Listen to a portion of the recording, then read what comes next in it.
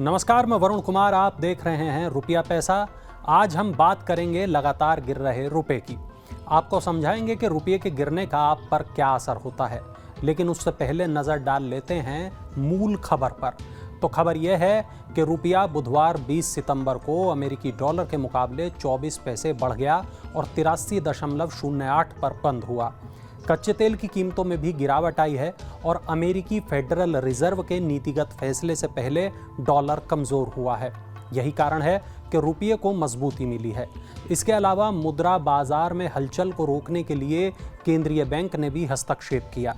इससे भी रुपये को मदद मिली है।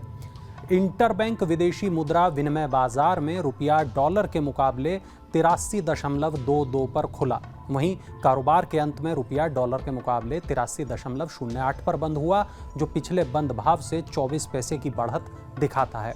इससे पहले रुपया सोमवार को डॉलर के मुकाबले अपने सर्वकालिक निचले स्तर 83.32 पर बंद हुआ था और मंगलवार को गणेश चतुर्थी के अवसर पर मुद्रा बाजार बंद थे। इस बीच 6 प्रमुख मुद्राओं के मुकाबले अमेरिकी डॉलर की स्थिति को दर्शाने वाला डॉलर सूचकांक 0.14% बढ़कर 104.68 पर पहुंच गया।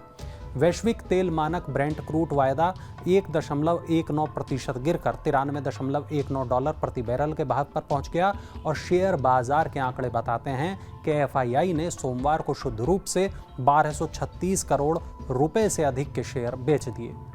चलिए अब वापस लौटते हैं मूल मुद्दे पर, और वो ये कि रुपए में गिरावट क्यों आ रही है, इस गिरावट का आपकी और हमारी जिंदगी पर क्या असर होगा।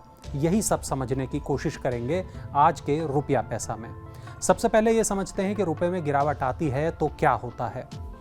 पहली बात यह कि विदेश से जो सामान मंगाया जाता है उसके बदले डॉलर चुकाए जाते हैं। अब यदि रुपये में गिरावट आएगी तो डॉलर मजबूत होगा और जो सामान हम आयात करेंगे वो हमें महंगा पड़ेगा। अब सामान आएगा महंगा तो बिकेगा भी महंगा, यानी रुपये के गिरने से आयातित महंगाई बढ़ती है।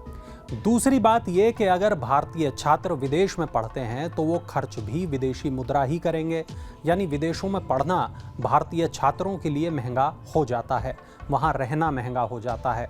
अगर वहाँ वो $100 खर्च करते हैं तो यहाँ से उनको उनका परिवार करीब 8,324 रुपये देगा, तब जाकर वो वहाँ $100 खर्च कर पाएंगे।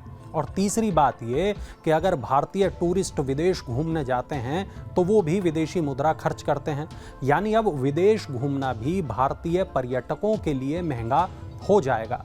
और चौथी बात ये कि भारत कच्चे तेल का बहुत बड़ा आयातक है। कच्चे तेल को खरीदने के लिए भी हमें डॉलर चुकाने पड़ते हैं।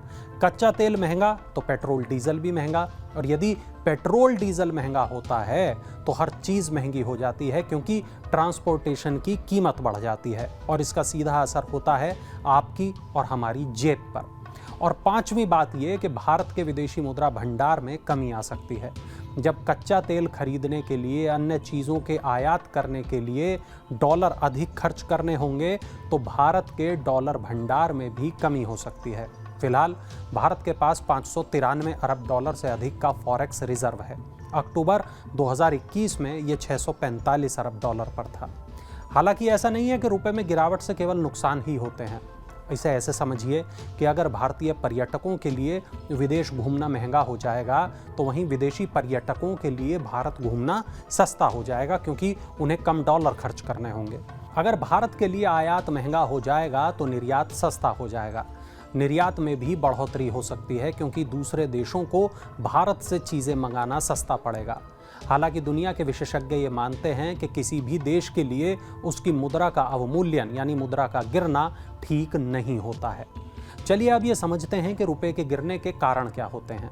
अगर डॉलर की मांग बढ़ती है, अगर कच्चे तेल की कीमतें बढ़ती हैं, अगर विदेशों में ब्याज दरें बढ़ती हैं, अगर विदेशी निवेशक भारत से अपने निवेश को निकाल लेते हैं तो भारतीय रुपये पर इसका सीधा असर होता है और रुपए में गिरावट आती है। और यदि भारत में डॉलर ज़्यादा आए और खर्च कम करना पड़े तो रुपए में मजबूती हो सकती है। इसके अलावा अगर भारत का निर्यात बढ़े, अगर भारत में विदेशी निवेश बढ़े तो भी रुपए में मजबूती आती है। 2022-23 में विदेशी निवेशकों ने भारतीय शेयर बाजार से 37,631 करोड़ रुपए निकाले। हालांकि 2023 में विदेशी निवेशकों ने भारतीय शेयरों में 8,700 करोड़ से अधिक का निवेश भी किया। ऐसा माना जा रहा है कि अमेरिकी बाजारों में निवेश को अब अधिक तवज्जो दी जा रही है। अंतर्राष्ट्रीय हालात जैसे हैं उनको देखते हुए भी विदेशी निवेशकों ने भारतीय शेयर बाजारों से अपना पैसा निकाल लिया। साथ ही भारत में बढ़ रही महंगाई के कारण भी विदेशी निवेशक जोखिम महसूस कर रहे हैं।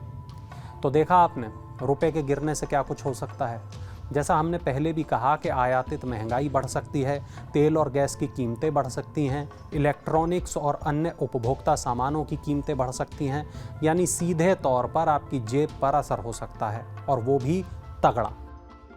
अब चलते चलते आपको कुछ ज़रूरी बातें बता दें। पहली बात यह कि शेयर बाजार में भारी गिरावट आई है। कुछ लोग इसे हालिया कनाडा प्रकरण से जोड़ रहे हैं, लेकिन विशेषज्ञ ऐसा नहीं मानते। दूसरी बात यह कि सिग्नेचर ग्लोबल लिमिटेड का IPO आ गया है, और एक खबर यह भी है कि आकाशा एयर के पायलट एक के बाद एक इस्तीफा दे रहे हैं। रिपोर्ट्स के मुताबिक अभी तक 43 इस्तीफे हो चुके हैं, और एक खबर ये भी है कि शशिधर जगदीशन को दोबारा HDFC का MD और CEO बनाया गया है। वो अब 2026 तक इस पद पर बने रहेंगे। उनका कार्यकाल 26 अक्टूबर को खत्म हो रहा था।